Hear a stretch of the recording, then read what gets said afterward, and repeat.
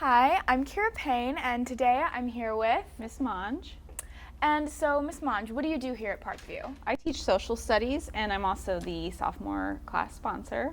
And so, what does that entail? What specific class are you here to talk about today? So my specific class that I'm here to talk about today is AP European History. So, AP Euro, that might not be something that people are actively familiar with. Probably know like US history and world history, but what is AP Euro specifically? So AP Euro focuses on modern European history starting from the Renaissance and pretty much all the way up to today.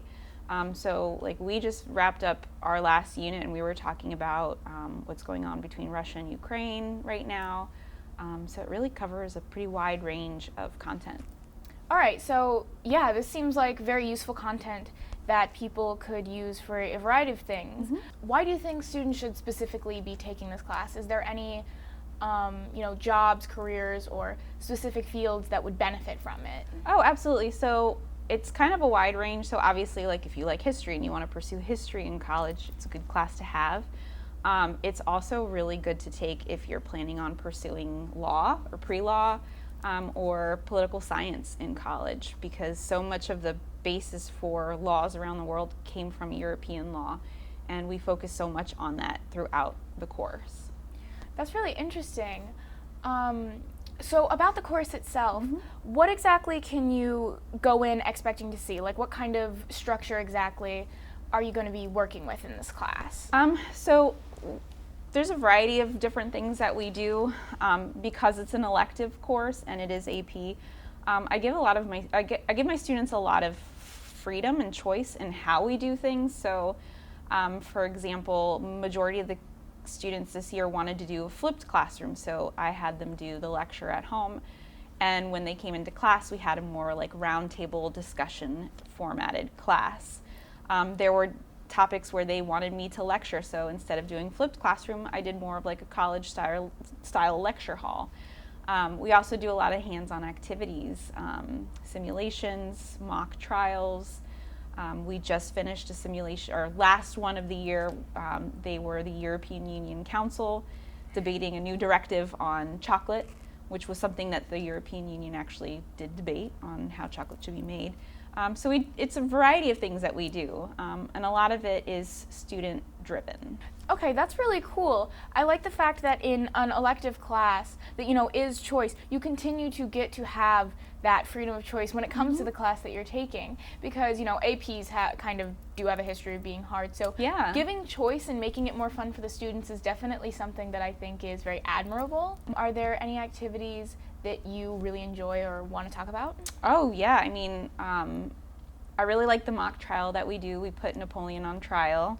The librarians are fantastic. Every time I've only done it twice because of COVID and everything, but they set up the back of the library like a courtroom. So that's really fun. Students both times they got really into it. We did something new, semi-new. So during the Enlightenment, they create a life-size philosopher. And then we have a coffee house where they come in and they have to assume the role of their philosopher and try and like argue which one is more influential than the other. So this year I actually set the classroom up like a French coffee house. Like I brought in coffee and treats and stuff like that. And we had like a really, really good discussion. And then I really liked the chocolate directive that we just did. Each student represented a member of the European Union, and they had to basically come up with a policy on how chocolate should be made and if there should be free trade of chocolate within the European Union. So it was something that actually was debated for quite a bit of time in Europe, and it was kind of cool to bring that to the classroom and then compare what they came up with what the European Union actually decided to do. So those were some of my favorite things this year.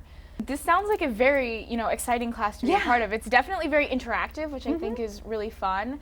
Very driven by the students. Yeah. Which actually leads me into the question of how you got this class in the first place, because I know it is a little bit niche. Yeah, so students are the reason why we have this class. Before coming to Parkview, I taught at a private school where I taught world history and honors European history. And so my first year here at Parkview, I taught all freshmen. I had 2 classes of intro to AP and the rest were academic world. And a lot of my intro to AP students were curious about like where I had been teaching before, what I'd been teaching, and I told them I taught European history, and they were like immediately like, oh, what does that mean? Like, what does that involve? And so I explained like, these are the topics we learn about, these are the things that like I did with my class, and they were like, can we get that here? And I said, well, the only way we can get it here is if like it's an AP, like if we offer it the AP European history class. They were like, well, can you? And I was like, well, it's not really up to me. You know, you'd have to, I told them they'd have to talk to Mr. Dolson, the principal at the time. And so basically I had a couple students who basically came up with a petition. They had a bunch of students sign saying that they wanted to take this class. They took it to Mr. Dolson. Mr. Dolson then took it up with the Loudoun County school board, not the school board, but took it up to admin building.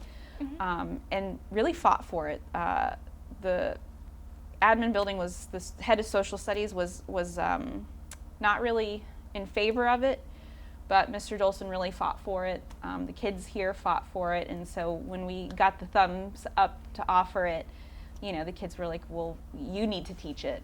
So I was like, why not? So the first year I taught it was the 2018-2019 school year, and so the students who got the class to happen were seniors, so they got to take it, and I had like 30 kids sign up that first year, and we were and still are the only school in Loudoun County that offers AP Euro. See, I think that's awesome. I think it's really cool how recently I actually have seen a trend of a lot of electives being driven by students. I think that's really cool, and it's giving people more of a free choice about what they want to learn about, because you know, sometimes in more mainstream classes it is, you know, a little more difficult to structure it how different people would want it to be, because you know, it's, you have to hit certain points, and I think it's really cool that like an elective like AP Euro, you know, gives you much more choice, and I think it's cool that students really are getting to have that different level of, you know, choice. Like I said, I've said it a lot, but it really just is very nice that students get to have a say in what they want to learn. And and it's tough because it is a College Board class, so like, you know, I have to hit the content, but it's how we approach it is where my students get to have